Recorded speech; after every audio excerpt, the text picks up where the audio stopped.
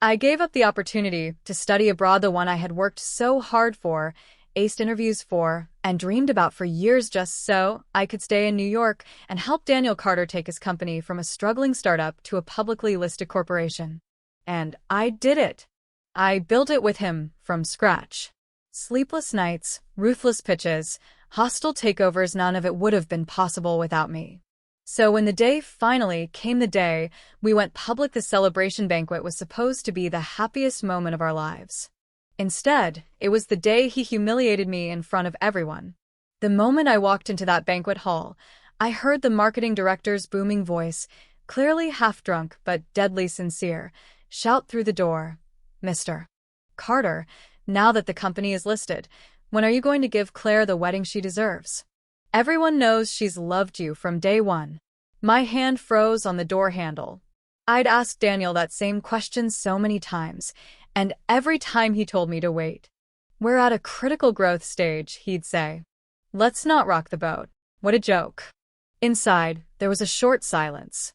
Then Daniel's voice rang out, chillingly calm, disturbingly condescending. "Claire's good at what she does. She's sharp, calculated, almost too sharp.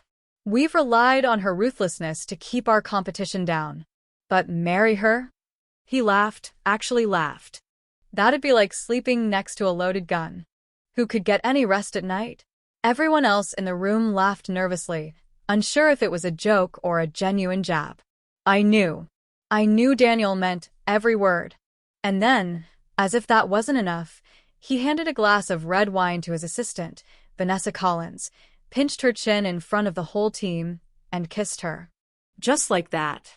The man I sacrificed my dreams for, who used to call me his partner, replaced me without blinking.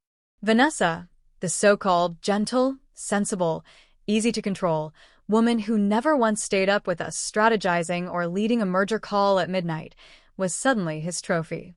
She even leaned into him and said coyly, "But Mr. Carter, if you don't want Ms. Bennett anymore, with her age and reputation, she might not survive the dating market. After all, didn't you once say she's always out late meeting those bald old investors?" The implication hung in the air like poison. I didn't cry. I didn't scream. I didn't even throw the wine glass I was holding.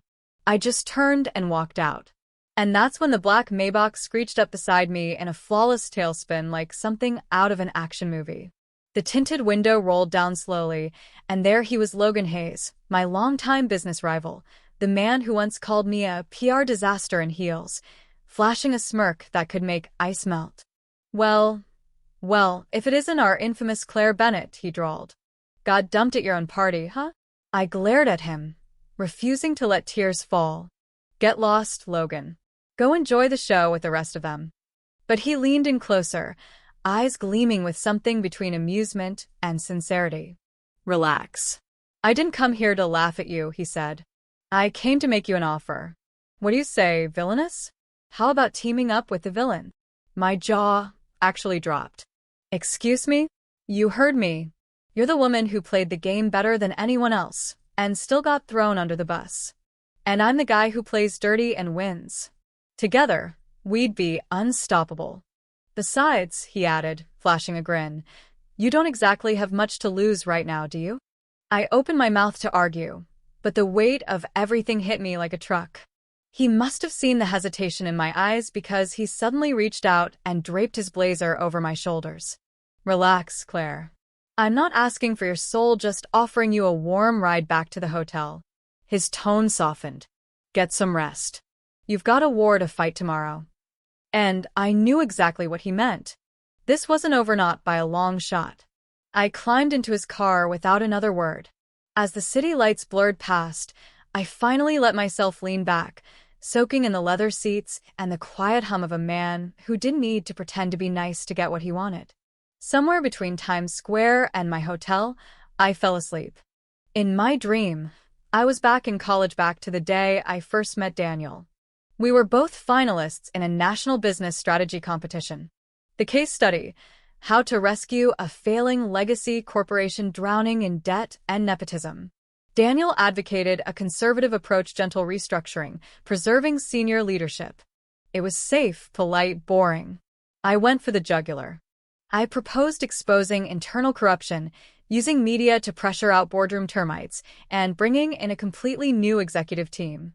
The judges were divided, but I won by a hair. That night, Daniel approached me with admiration in his eyes. "You were brilliant," he said, shaking my hand. "You crushed it. Honestly, I think I'm in love with the way you think." "Careful," I warned. "I'm not the gentle kind." He smiled. "That's what makes you dangerous and perfect." He convinced me not to take the scholarship abroad. "Stay," he said. "Build an empire with me." And I did. Foolishly. Because I believed him. In the dream, the memory started to disintegrate, like an old VHS tape crumbling. I woke up when Logan gently pulled his jacket tighter around me and whispered, "Rest. You'll need your strength." The next morning, I was bombarded with voice messages from my best friend, Rachel Morgan. "Claire, are you kidding me? I just saw what happened at the banquet. Daniel's such a piece of garbage. And that Vanessa? Green tea snake in heels." Another ping. "Claire, remember last year on your birthday? He said he had a meeting? Look at this." Attached was a shaky video, clearly filmed from behind a potted plant at a private club. In it, Daniel was with Vanessa and a few cronies. He was tipsy, arrogant, bragging. "Claire's competent, sure," he slurred. "But she's too much. Always needs to be in control. Tries to wear the pants in every room." One of the guys laughed. "Dude, she's your woman, not your boss. Send her home to raise babies." Daniel raised his glass, toasting, "To peace and quiet and to women who know their place." Vanessa giggled and snuggled up to him. Then, off-screen, a voice cut through the laughter like a blade. "Without Claire, you wouldn't even be allowed in this club, Daniel." That voice, it was unmistakable. Logan Hayes. Rachel messaged again. "Claire, did you know Logan was sitting behind you for 4 years in college? Every time you scored first, he was second. He even asked your professor which school you were going to, planning to follow you abroad until you gave it up for Daniel. And get she went instead. That's why he suddenly disappeared after graduation." My mind reeled. All this time, Logan had been watching, supporting, helping me in ways I never even realized. And now he was back, offering a hand not out of pity, but respect. Maybe even something deeper. But I didn't have time to overthink.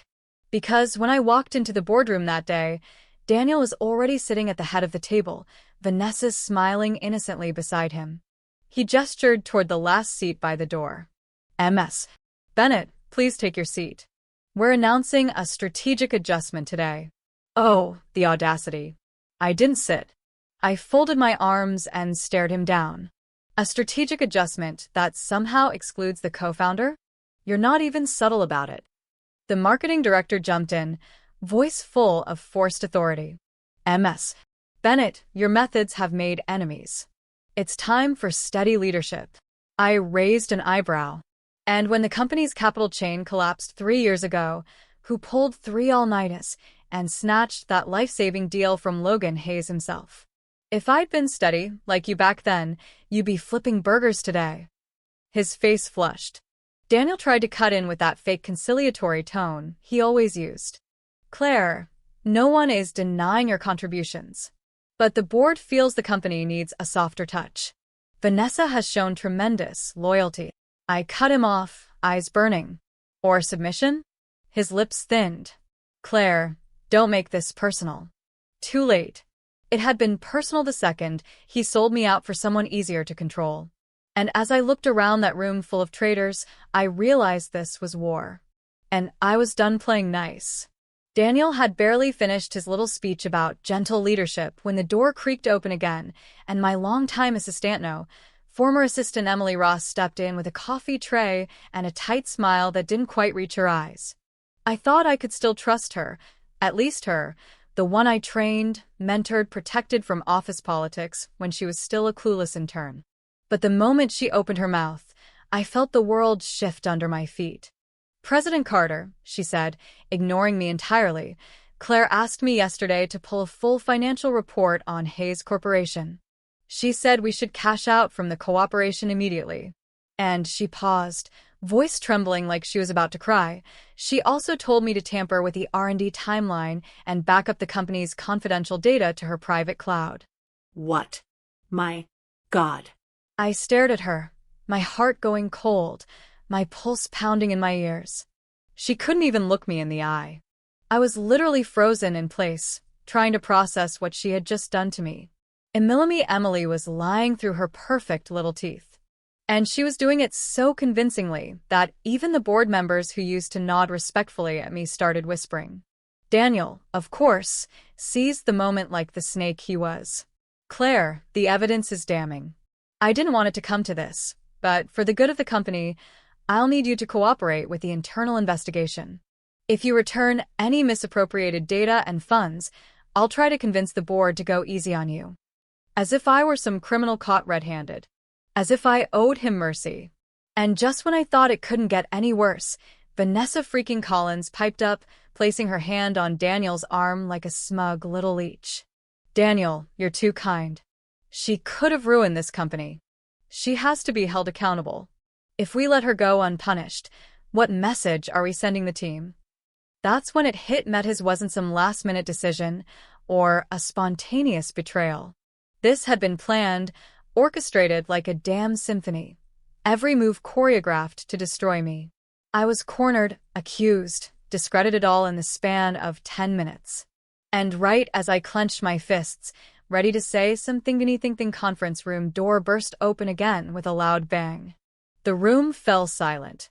In walked Logan Hayes, casually as ever, wearing that cocky half-smile that drove people mad, hands in his pockets, peach-colored dress shirt rolled up at the sleeves like he was ready for a bar fight instead of a boardroom ambush. Wow, he said, glancing around the room like he'd just walked into circus. Looks like I missed quite the drama. Daniel stood up, so fast his chair scraped the floor. This is a private meeting, Logan. You're trespassing. Logan ignored him entirely, instead locking eyes with Emily, who suddenly looked like she was about to puke. Funny, Logan drawled. I didn't realize bribing assistants and forging documents was considered strategic management these days. His assistant, a sharply dressed woman with the coldest voice I've ever heard, stepped forward and dropped a thick folder onto the table. We have complete transaction records of Emily Ross receiving $500,000 from Vanessa Collins's personal account, she said crisply. We also have surveillance footage of the two meeting at a downtown cafe and an audio recording of them discussing how to frame Ms. Bennett. All admissible in court. Gasps erupted around the room, followed by a thud when Emily dropped her coffee tray and stepped back like she'd seen a ghost. Her mouth opened, but no words came out. Vanessa went pale. Daniel tried to salvage his composure, but Logan wasn't done. For people who claim to care about the company's future, he said, eyes narrowing, you sure love burning it to the ground just to take down one woman. But here's a fun twist. Claire's the reason this company even survived long enough to get listed. You were all too cowardly to get your hands dirty, so she did it for you. And now you try to crucify her? Cute. Then came the bomb. Logan turned to me, his voice calm but full of weight. Claire Bennett, he said formally. On behalf of Hayes Corporation, I'd like to offer you the position of Chief Strategy Officer. Triple your current salary. 1% of our group's equity as a signing bonus. Full creative control. And no backstabbing assistance. The entire room went dead quiet. Daniel looked like someone had just slapped him with a legal complaint. Vanessa looked like she might faint. I didn't hesitate. I looked Logan straight in the eye, walked across the room like I owned the place, and shook his hand. Deal. His smile widened. Welcome aboard, Ms. Bennett.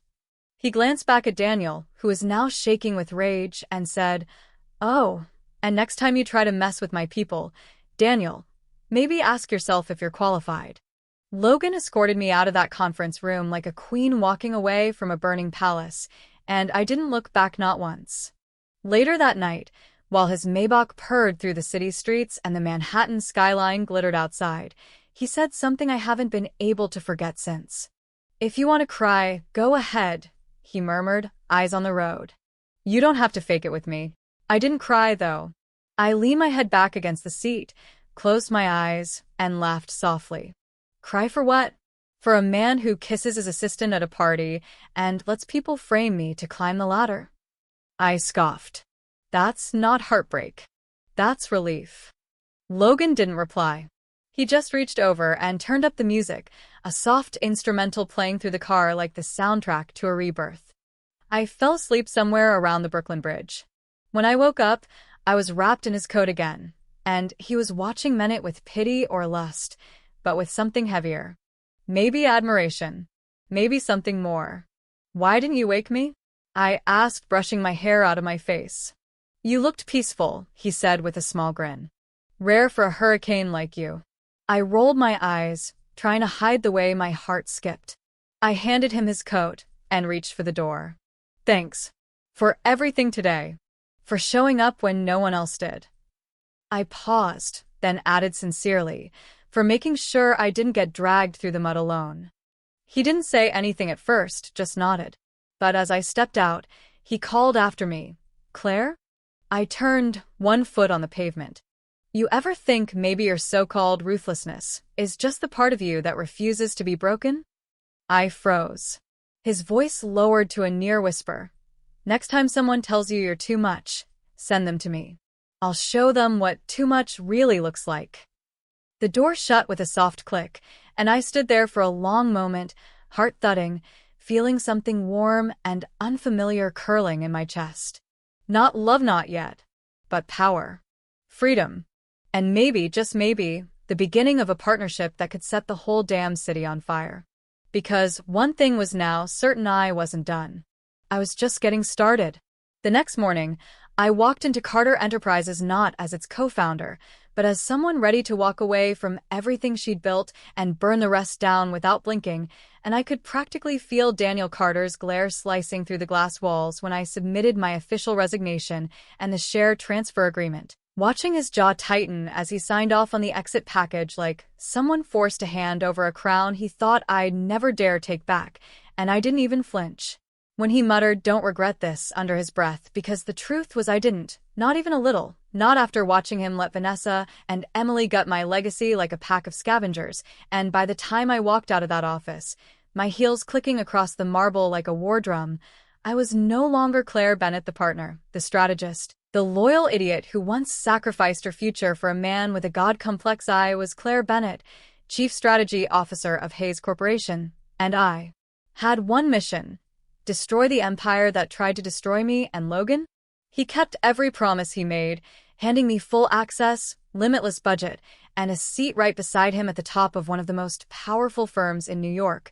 And what surprised me the most wasn't the power, or the respect, or even the quiet revenge burning beneath our polished boardroom talc. It was the way he understood me without asking, like he already knew how I thought, how I calculated, how I dissected the market like a living organism. And when we launched our first strike against Carter Enterprises, it wasn't flashy, it wasn't loud, but it was devastatingly precise. We targeted their supplier contracts, undercutting them by just enough to create panic. Then we swiped their second biggest investor by leaking a confidential internal memo legally obtained through a whistleblower. Of course, and we weren't done.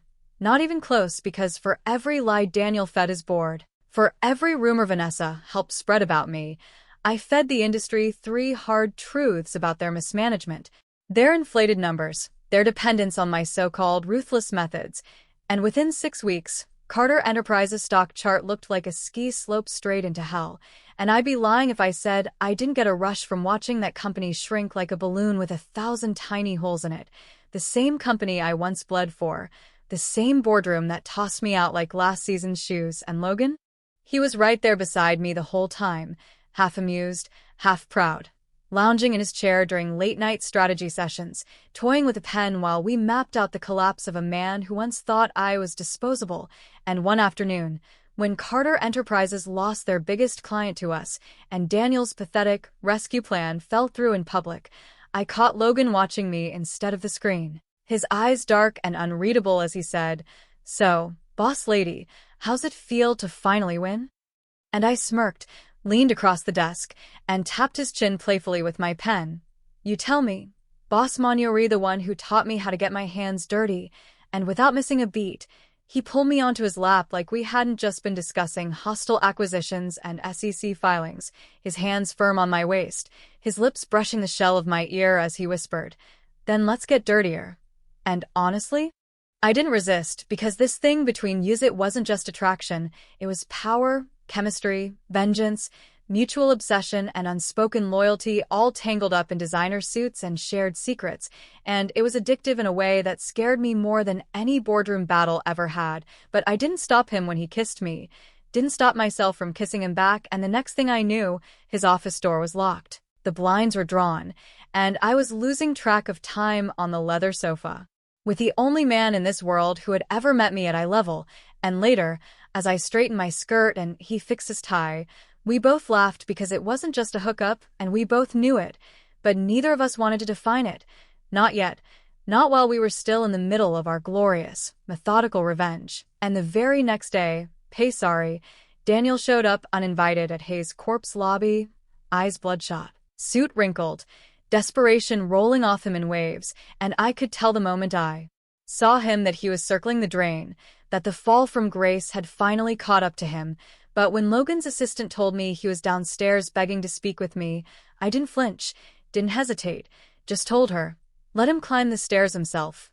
And when he did, huffing and sweating like he hadn't walked a flight in years, he barely waited before blurting, "Claire, please, I was wrong. I need you. The company needs you." And I didn't say a word, just stared at him like he was a spreadsheet I had no interest in analyzing, until he broke down, admitted that Vanessa and Emily conspired behind his back, that he fired them both, that he was tricked, manipulated, out of control, and I tilted my head, voice calm as glass. "You kissed her in front of our team and called me a liability, remember? Or was that just your pure-hearted management style?" And when he choked out, "But I love you," I was just scared. I didn't even blink, didn't move, just said, "Daniel, you don't love me. You love having someone smarter than you do your work while you play boss in a mirror." And he tried to grab my hand, but I stepped back, raised my voice just enough for Logan's team to hear through the door. "Don't you ever touch me again." And then, because I had waited long enough, I lifted my hand and slapped him, a clean, hard, satisfying slap that echoed through the room and left a red imprint across his jaw. And Daniel stumbled back, eyes wide, stunned like he'd just been slapped awake from a dream, and I stood tall, my voice cold and final. "I'm not your pawn, your second best, your rescue project. I am Claire Bennett, and I don't rebuild what men like you break." And as he staggered toward the elevator, mumbling apologies no one believed, Logan walked in, eyes full of wicked amusement, and slid his arm around my waist like he'd been waiting for the perfect moment to do it, then looked at Daniel and said with that signature grin, "Better luck next time. Carter, and tell Vanessa I said hi." And when the elevator doors closed on Daniel's crushed face, Logan turned to me, kissed my temple, and whispered, "One down, a whole corporate world to go." And I smiled, heart beating steady and strong for the first time in months, because I knew this wasn't just the end of Daniel's reign, it was the beginning of mine. And with Logan by my side, there was no ceiling too high, no past too heavy, no enemy too powerful, because the woman they called ruthless had finally found someone who didn't fear her fire but matched it. It didn't take long after Daniel left Hayes Corporation's office with that red slap mark still blazing across his face for the full collapse to begin, like watching a once pristine mansion rot from the foundation up. And while I never took joy in watching people suffer, I'd be lying if I said I didn't feel a deep, soul-satisfying sense of justice, watching the empire I built and he hijakejo up in smoke. Because once Hayes Corporation made our acquisition strategy public and our PR team started releasing carefully worded press statements exposing how Carter Enterprises had run its success off the back of an unrecognized founding strategist who has since joined Hayes, the media devoured it like wolves, investors panicked, and Daniel's carefully curated image of the brilliant, modern CEO cracked like a cheap ceramic under pressure. And as for Vanessa Collins and Emily Ross, karma hit them so hard and so specifically, I almost believed the universe had a personal grudge on my behalf, because within 2 weeks of Daniel's desperate attempt to win me back, he leaked Vanessa's entire background to the press to distance himself from the scandal. exposing her fake Ivy League degree, her falsified work history, and the very real trail of transactions proving she'd paid off internal staff to boost her resume when she applied. And once that story broke, not a single company in the industry wanted anything to do with her, especially not when screenshots of her insulting emails about other female colleagues and her bragging texts about sleeping her way up hit the forums. And Emily? The moment the authorities got involved, she turned on Vanessa faster than a bargain-hunting influencer turns on a brand deal gone wrong, cutting a plea deal to avoid serious jail time, which meant she confessed to everything, every fabricated report, every audio clip tampered with, every file stolen, and the moment she testified, the court sentenced her to 6 months in prison for corporate fraud, while Vanessa, in a final act of pathetic desperation, tried to drug Daniel in a hotel suite, thinking if she got pregnant, she could secure a future again, except what she didn't plan for his missus. Carter Sr. walking in mid-seduction, seeing her son shirtless and Vanessa in lingerie, and going absolutely nuclear, because if there was one thing that dragon of a woman couldn't tolerate, it was a scandal that made her family look dumb. So she pushed Vanessa literally down the stairs during the argument, and that fall cost Vanessa everything, including the baby she thought would be her ticket out of ruin. And as awful as it sounded, I didn't feel bad, not when she was the same woman who stood at my ex's side and hinted to a full room that I was entertaining bald old men to land deals, and not when she gleefully smiled while I was being accused of theft and betrayal. And Daniel? Once the board removed him officially from the CEO position after Carter Enterprises stock hit a historic low, he spiraled so fast the press couldn't keep up. One day there were reports of him checking into rehab. The next day someone spotted him drunk at a rooftop bar crying into a whiskey glass, and the day after that, he tried to spin a sympathy interview about being manipulated by the wrong women. But it backfired when people unearthed an old audio clip of him laughing about me being too sharp to marry, which only reminded the public that I had been the actual brains behind the company's success the whole damn time. And while the Carter dumpster fire played out in public, Logan and I were on a completely different timeline, one filled with sleek black cars, late-night brainstorming sessions over wine instead of stress coffee, and whispered ideas that turned into billion-dollar moves because for once in my life, I wasn't the only one in the room who understood what it felt like to wield power unapologetically. And Logan didn't just support me, he trusted me, respected me, and damn near worshipped my ability to tear down an opponent without ever raising my voice.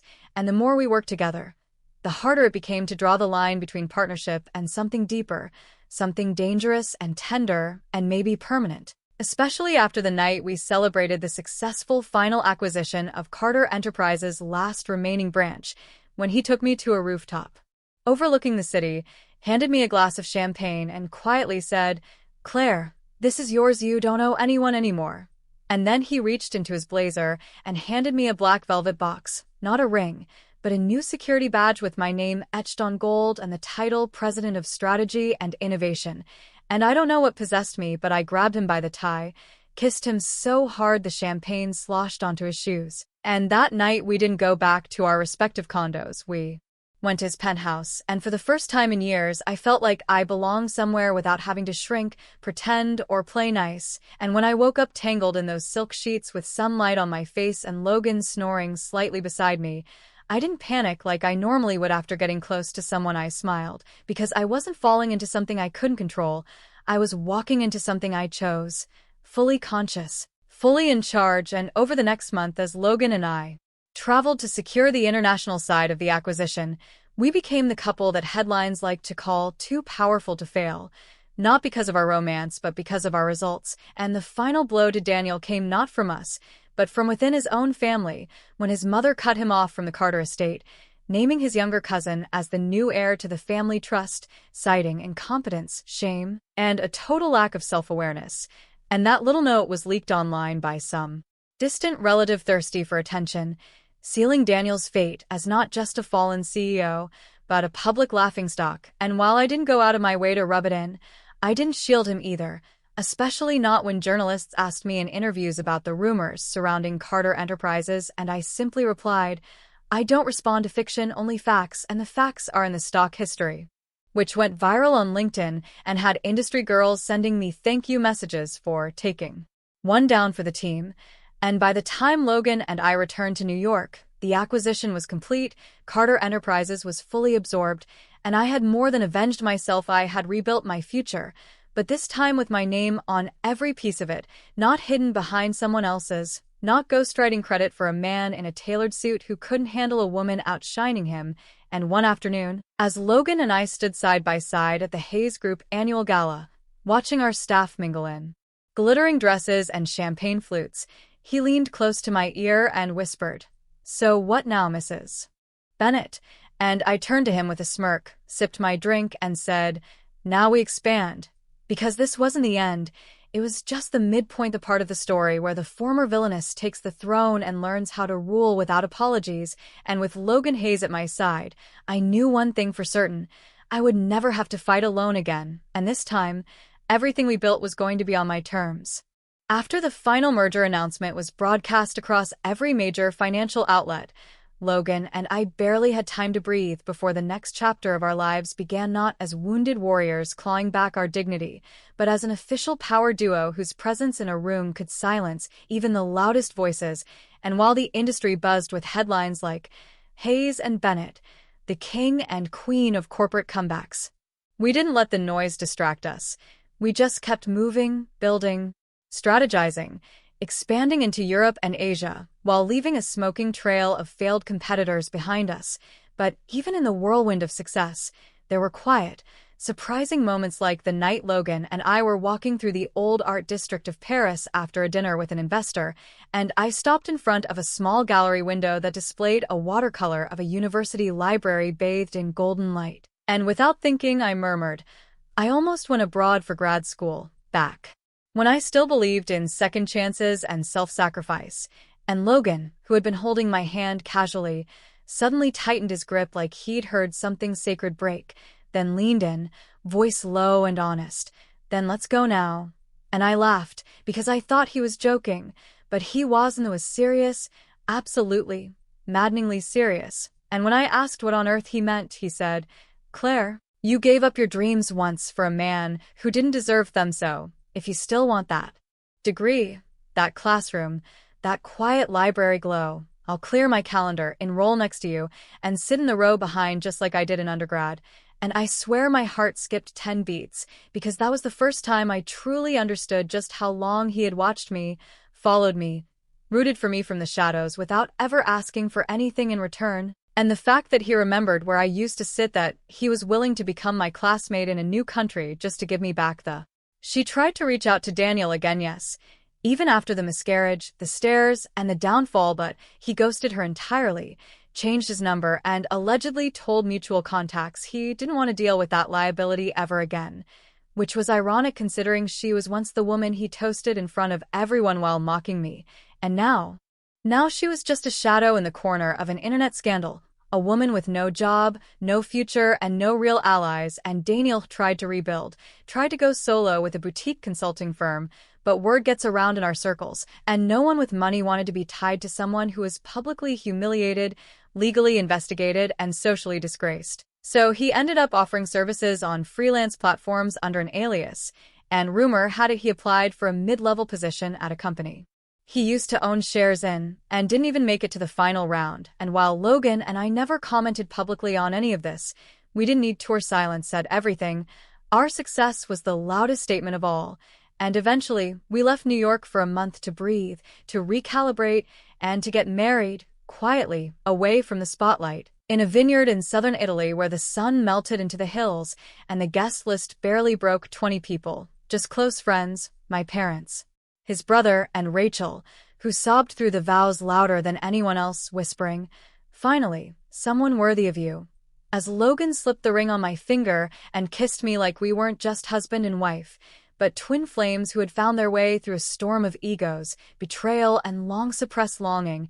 And I'll never forget what he said during our toast under the string lights that night, when he stood up, held my hand, and said, "Claire Bennett isn't just my wife, she's the reason I believe in smart women, second chances, and burning down the old world to build something better."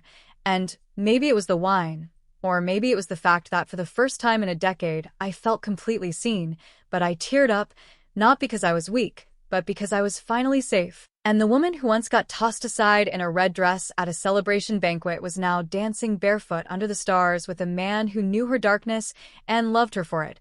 And as we lay in bed that night, legs tangled, the window cracked open to let in the breeze and cicadas, he asked, "Do you ever miss that version of you, the one who played nice, stayed quiet, believed in compromise?" And I laughed softly, turning to kiss his jaw.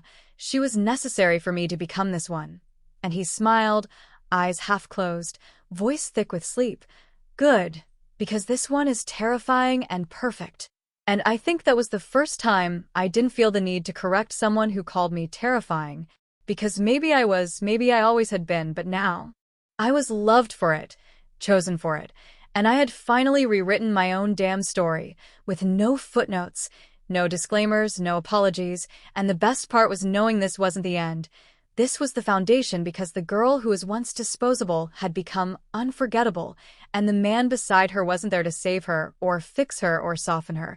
He was just there to match her, challenge her, and build a world where women like me don't have to beg to be respected, just show up, take what's ours, and toast to the ashes behind us.